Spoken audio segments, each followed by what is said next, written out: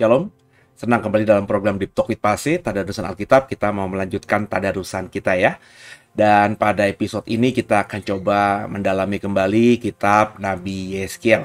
Dan sebelum kita mulai, saya mengajak semua untuk satu hati kita berdoa. Bapak yang baik, terima kasih buat hari ini kami boleh sehat semua karena anugerah Tuhan. Dan kami mau melanjutkan tadarusan Alkitab kami, bicara kepada kami, sehingga tidak ada satupun kami yang mengikuti program ini yang tidak mendapatkan rema, hikmat, marifat dari Tuhan. Kami siap diberkati. Haleluya. Amin. Persiapan Alkitab kita masing-masing ya. Kita akan coba membuka Yeskiel pasal yang keempat ya saudara ya. Kita akan membacanya bersama-sama. Terlalu besar kasih-Mu Bapa, pengorbanan yang Kau berikan bagiku. Terlalu mahal darah-Mu Yesus, tercurah untuk menebus hidupku. Tercurah untuk menebus hidupku. Ya, ada Yeskiel pasal keempat ya. Perikopnya lambang pengepungan kota Yerusalem. Bersama saya ayat 1. Engkau anak manusia, ambillah sebuah batu bata. Letakkanlah di hadapanmu dan ukirlah di atasnya sebuah kota, yaitu Yerusalem. Ukirlah kota itu dalam keadaan terkepung. Dirikan sebuah benteng pengepungan, timbun pula tanah menjadi tembok pengepungan. Tempatkan perkemahan tentara dan susun alat-alat pendobrak sekeliling kota itu. Lalu ambillah sebidang besi dan dirikanlah itu di antaramu dengan kota itu menjadi dinding besi. Kemudian tujukanlah wajahmu ke arah kota itu, sehingga kota itu dalam keadaan terkepung, dan engkaulah yang mengepung dia. Inilah menjadi lambang bagi kaum Israel. Berbaringlah engkau pada sisi kirimu, dan aku akan menanggungkan hukuman kaum Israel atasmu. Berapa hari engkau berbaring demikian, selama itulah engkau menanggung hukuman mereka. Beginilah aku tentukan bagimu, berapa tahun hukuman kaum Israel, sekian harilah engkau menanggung hukuman mereka, yaitu 390 hari. Kalau engkau sudah mengakhiri waktu ini, berbaringlah engkau untuk kedua kalinya, tapi pada sisi kananmu, dan tanggunglah hukuman kaum Yehuda 40 hari lamanya. Aku menentukan bagimu 1 hari untuk 1 tahun.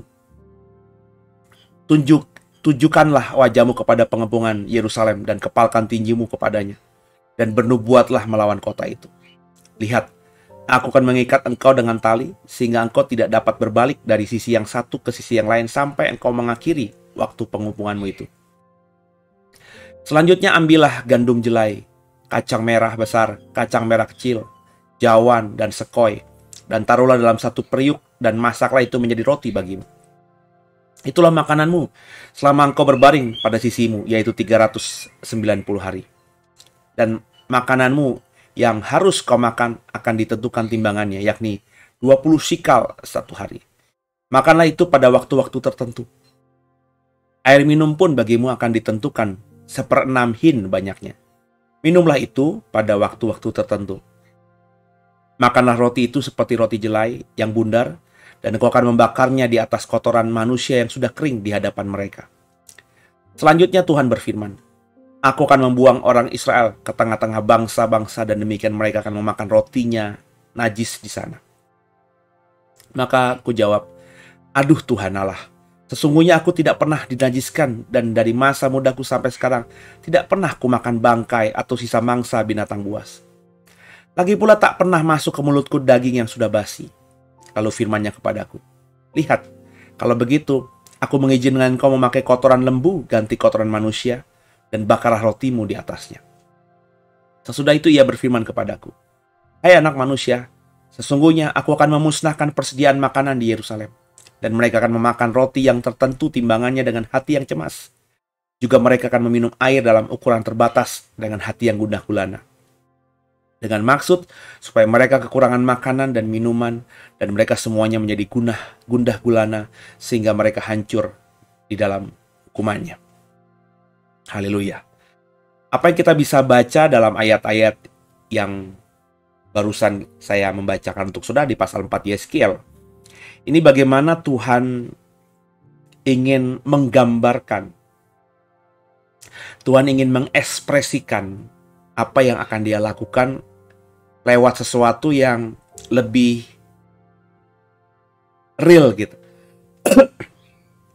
Biasanya kan metode Tuhan, nabi diberikan mimpi dan atau disuruh untuk mengatakan A, nabi itu mengatakan A ya. Tapi ini Yeskiel kalau kita baca tadi, diminta oleh Tuhan untuk melakukan perbuatan tertentu ya, seperti mengambil batu bata, melukis kata Yerusalem di atasnya, kemudian buat timbunan tanah dan lain sebagainya sebagai tanda bahwa kota Yerusalem yang digambarkan sebagai batu bata itu dikepung. Dan Yeskiel suruh tidur sebelah kiri, kemudian suruh tidur sebelah kanan untuk durasi waktu tertentu. Dan durasi waktu tertentu itu melambangkan apa yang akan terjadi terhadap penduduk Yerusalem dan seterusnya ya. Ini berarti kan ketika Yeskiel melakukan hal tadi, apa yang dilakukannya dilihat oleh banyak orang.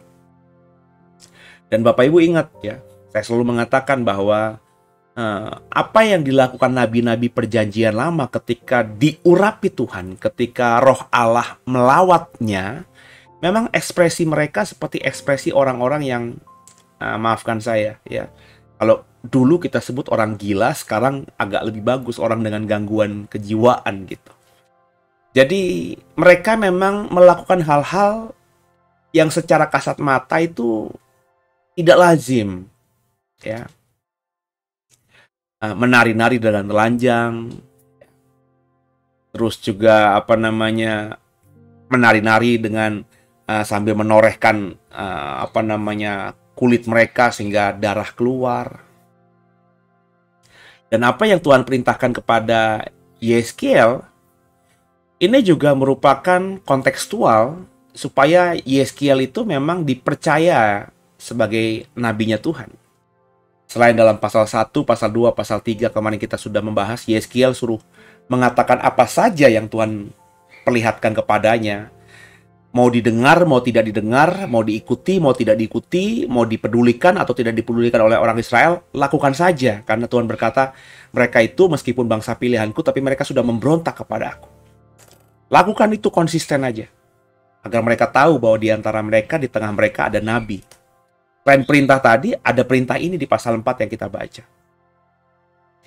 Jadi memang Yeskiel ya, karena dia bukan golongan nabi sebelumnya, dia adalah imam.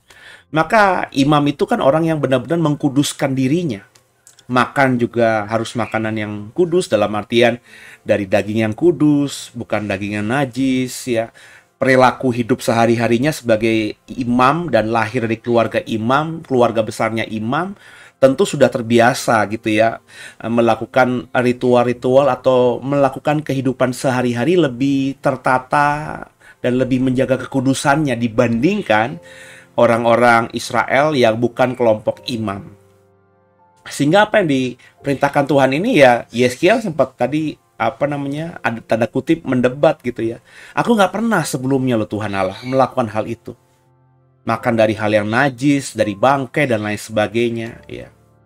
Apalagi kan Yeskiel disuruh untuk membakar hal-hal yang dijadikan roti itu di atas kotoran manusia. Ini kotoran manusia bukan berarti kotoran manusia yang basah begitu ya saudara ya, kemudian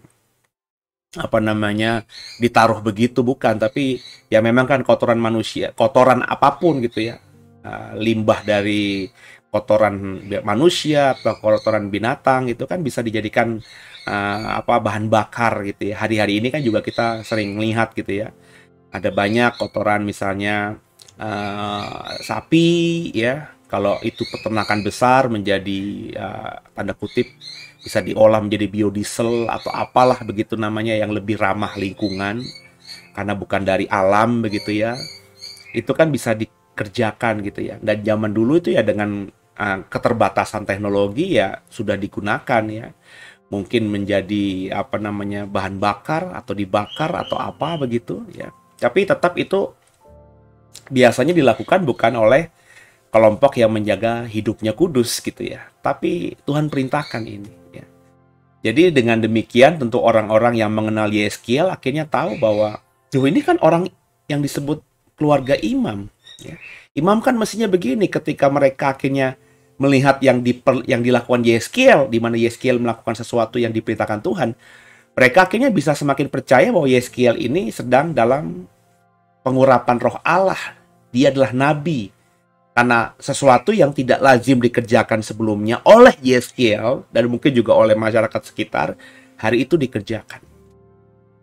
Jadi saya melihat di sini bahwa Tuhan memang ingin mempersiapkan Yeskiel. Bahwa Yeskiel ini akan dipakai Tuhan luar biasa menjadi penyambung lidahnya terhadap pemberontakan Israel yang dilakukan dengan sadar, tidak sadar, hari-hari itu yang melukai hati Tuhan. Dan Tuhan melakukan ini karena dia mengasihi umatnya ini. Kalau dia tidak mengasihi umatnya, buat apa dia lakukan hal ini? Buat apa dia pilih Yeskiel? Buat apa dia mau memakai Yeskiel untuk menegur, mengingatkan, ataulah menghukum Israel? Buat apa? Dibiarkan saja. Seperti kita ingat di zamannya Hosea ya, bangsa Israel yang berdosa di zamannya Nabi Hosea, Tuhan bilang kepada Hosea bahwa aku akan membiarkannya Israel dalam hal ini. Mereka akan datang kepada aku dan aku tidak akan mempedulikannya. Dianggap nggak ada, dianggap angin aja gitu ya. Nggak dipedulikan lagi. Tuhan bisa melakukan seperti itu kepada Israel lewat Yeskiel. Tapi Tuhan tidak lakukan itu. Tuhan biar bagaimanapun ya mengasihi seperti di zaman Hosea. Meskipun Israel sempat dicuekin, dianggap nggak ada gitu. Akhirnya ya Tuhan mau nggak mau kembali mengampuni Israel. Karena memang ini bangsa pilihannya. Tuhan kalau sudah memilih, Tuhan tidak akan pernah membatalkan. Itu yang saya mengatakan bahwa saya tidak terlalu gimana gitu dengan orang yang disebut bangsa Israel yang hidup sekarang di Timur Tengah sana gitu. Biasa aja gitu. Saya tidak terlalu bagaimana pro banget gitu kepada mereka. Ya, saya masih bisa berkata mereka salah ya. Mereka bertindak ya terlalu liar gitu ya. Ya, kadang-kadang dalam melawan atau demo-demo orang Palestina yang tidak bersenjata, ada yang mati karena peluru tajam. Kayaknya baru kemarin ada seorang yang bagian kepalanya atau matanya itu tertembak peluru Israel sehingga mati, korban nyawa. Mau apapun itu alasannya, dengan polisi yang bersenjata api melawan massa pemberontak ya mestinya itu tidak dilakukan ya. Ya di negara di zaman modern seperti ini ya tindakan representatif seperti itu mestinya tidak perlu gitu ya. Banyak lagi hal-hal lain ya. Peluru karet kan bisa ya, atau misalnya ya gas air mata kan bisa ya. Gas air mata kalau dilakukan secara prosedur ya tentu tidak akan terlalu juga membuat bahaya seperti yang terjadi di Kanjuruhan. Di Kanjuruhan itu kan karena stadion tertutup, pintu tidak terbuka, polisi menembakkan gas air mata, dan tahu sendiri kalau stadion kan berarti kan juga angin tidak terlalu bagaimana begitu ya, sehingga itu gasnya itu ya di daerah situ-situ aja, muter di situ-situ aja. Saya pernah kok merasakan perihnya gas air mata di tahun 98 ketika demo-demo Orde Baru mau dijatuhkan oleh para mahasiswa. Pernah merasakan perihnya juga. Naruh odol di sekitar mata supaya nggak perih, supaya masih bisa melihat dengan sempurna. Pernah saya alami juga, tapi ketika terjadi itu di di tanah yang lapang gitu, di jalan raya di Kiai Tapa, di jalan depan Trisakti gitu ya saat itu. Ya itu kalau ada angin ya gas air mata itu lambat laun juga kan akhirnya hilang gitu ya. Meskipun mata dampaknya masih perih kalau kena asapnya, tapi paling tidak gasnya itu atau asapnya yang ditembakkan dan jatuh di lokasi tertentu, kalau anginnya putarannya bagus kan akan terbawa angin juga gitu ya.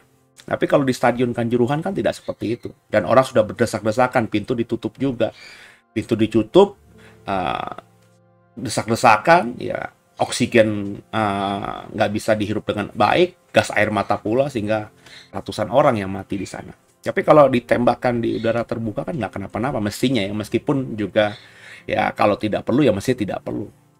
Jadi hal-hal yang terjadi yang dilakukan Israel kalau salah ya salah aja. Cuma biar bagaimanapun saya tidak akan pernah sampai untuk mengkutuki atau mengeluarkan kata-kata yang benar-benar negatif terhadap Israel. Karena tadi ya Tuhan kalau sudah berkata pada Israel kau kupilih sebagai umatku, umat pilihanku, maka janjinya itu nggak akan pernah dipatahkan. Ya.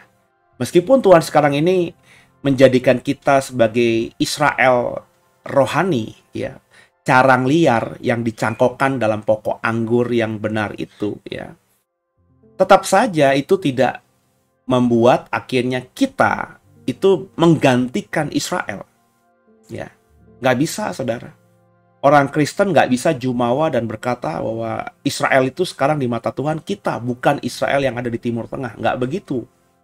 Perjanjian baru pun tidak mengatakan demikian. Kita ini carang liar yang dicangkokkan dan akhirnya berbuah juga.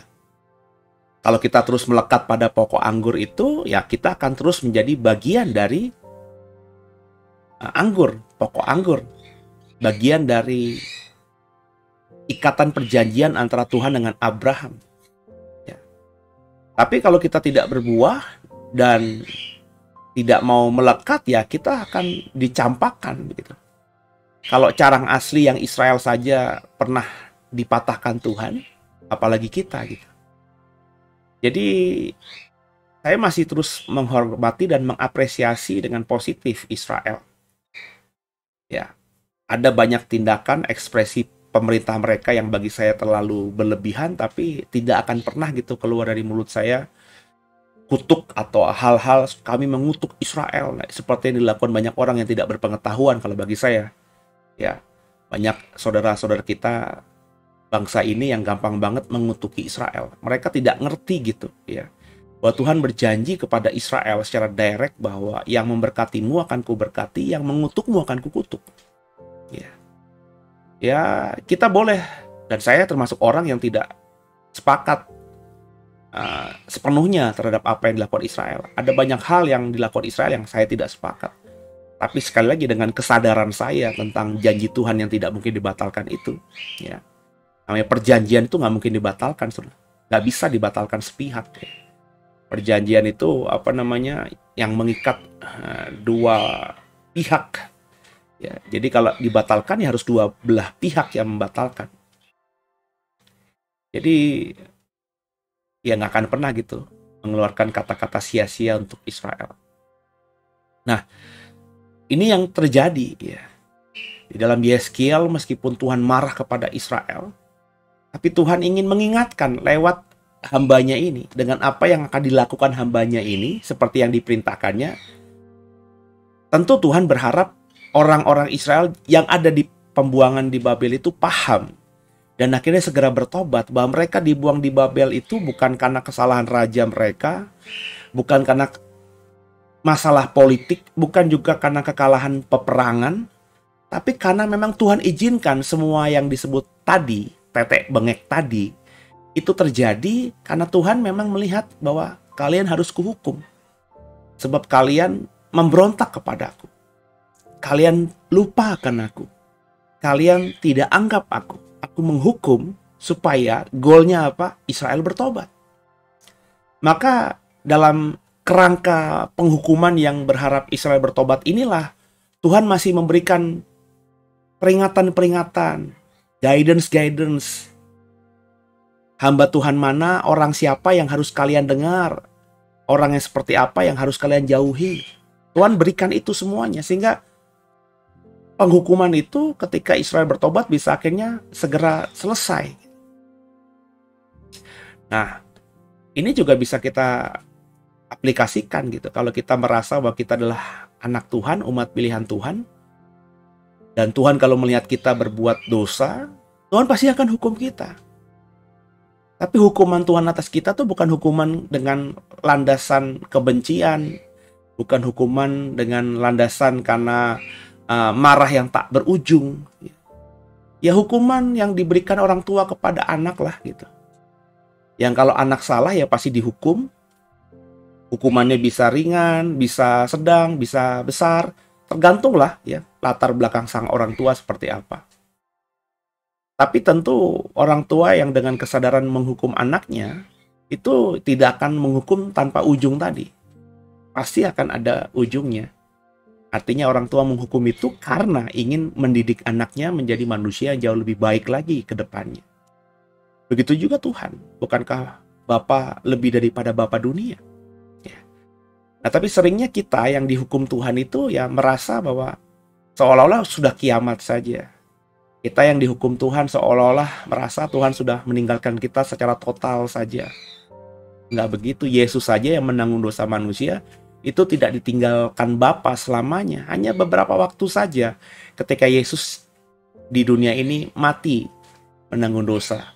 Ketika dosa sudah ditanggung dan akibat dosa yakni maut atau terpisah dengan Allah itu sudah ditanggung oleh Yesus. Dan Yesus akhirnya mati dengan semua tadi. Bukankah Bapa segera memulihkan anaknya? Buktinya di hari ketiga anaknya ini diizinkannya untuk bangkit dari kematian. Gak lama. Ya. Jadi sama. Ya. Nah, tapi berapa banyak orang Kristen yang sedang dalam penghukuman Tuhan ini sadar bahwa dia sedang dihukum dan segera sadar untuk segera bertobat. Ya.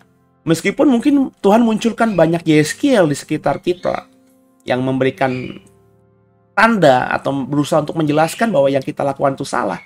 Tapi karena kita itu keras kepala seperti Israel lah, keras hati. Akhirnya kita tidak bisa melihat tanda-tanda di mana Tuhan sedang mengingatkan kita bahwa apa yang kita lakukan ini salah karena kekerasan hati kita ini. Dan akhirnya penghukuman itu, penderitaan itu semakin dalam kita rasakan.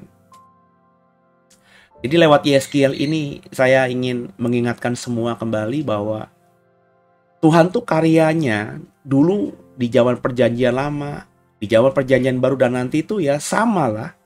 Ya. Ya model metodenya mungkin sedikit berbeda karena kan zamannya sudah berbeda. Masa sekarang Tuhan perintahkan saya misalnya kalau saya jadi Yeskiel, kamu bakar bikin roti. Ya, kayak saya sekarang mana ada makan roti. Di Indonesia nggak mungkin makan roti, makan nasi kan. Ya. Terus masa Tuhan bilang ya kamu ambil beras sana terus masak beras di atas kotoran manusia.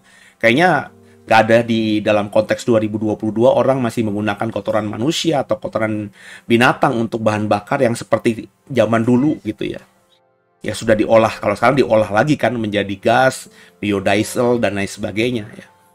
Jadi tentu mungkin Tuhan akan perintahkan hamba-hambanya ini dengan konteks yang dimengerti oleh umatnya di hari-hari ini.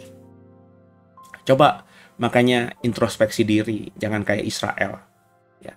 Israel dibuang di Babel, tapi mereka tidak berpikir mereka itu dibuang ke Babel karena Tuhan marah kepada mereka.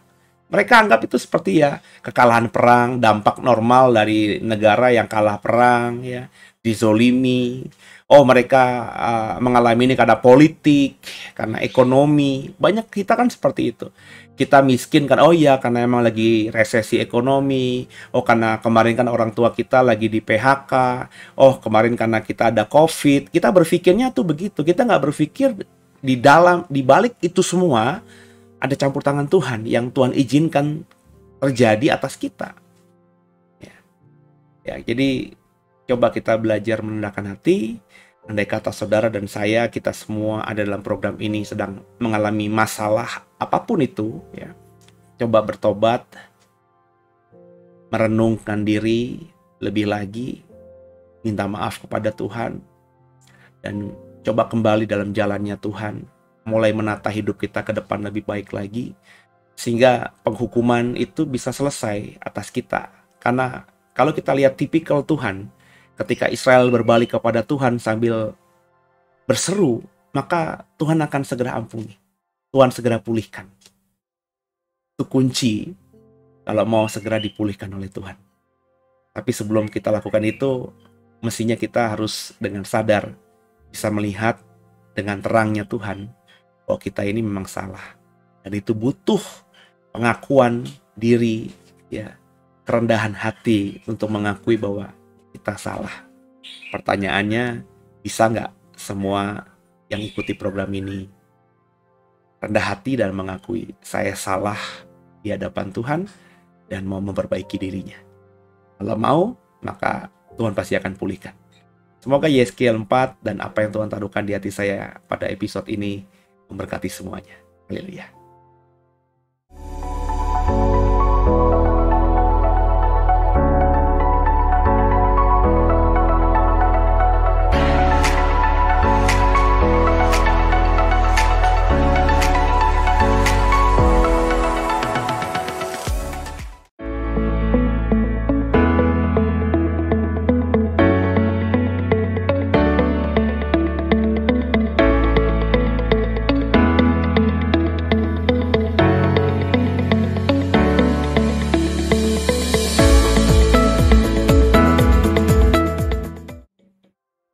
Oke, kita sudahi karena ayatnya juga pendek dan saya mendapatkan, ya sudah saya bagikan kepada saudara. Seperti biasa saya bilang bahwa dalam tadarrusan ini saya sedang tidak menafsirkan dengan dalam, menggunakan ilmu hermeneutika yang dalam. Ya, saya tidak meneliti kata berkata, tidak juga memperhatikan dengan dalam konteks latar belakangnya, mendalami kalimat-kalimatnya.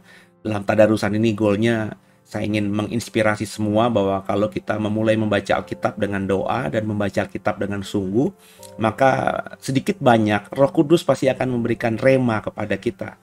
Sehingga kita dapat mendapatkan makna lah, kerigma lah, inti cerita yang memang bisa memberkati kita. Ya. Dan selama hampir 3 tahun perjanjian baru sudah kita selesaikan semuanya. Perjanjian lama sudah on the way, setengah kitab kita tadarusan gitu ya.